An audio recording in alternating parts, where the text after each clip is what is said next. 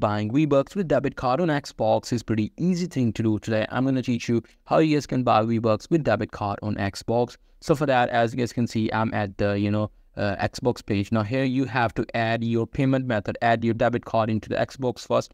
So as you guys can see, you need to sign into your Microsoft account, and after that you have to go to payments and billing, and there you have to go to payment options. And after that, as you guys can see, you can add or edit your payment method. You just have to add a new payment method, and there you have to put your debit card information. After adding your debit card into your Xbox, now you will easily be able to pay on your Xbox.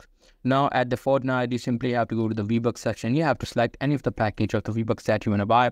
So suppose I want to buy this 1,000 Vbucks. So I'm going to click here, and I'm going to hold my key, whatever the key is right here. Now it will take me to the Xbox store.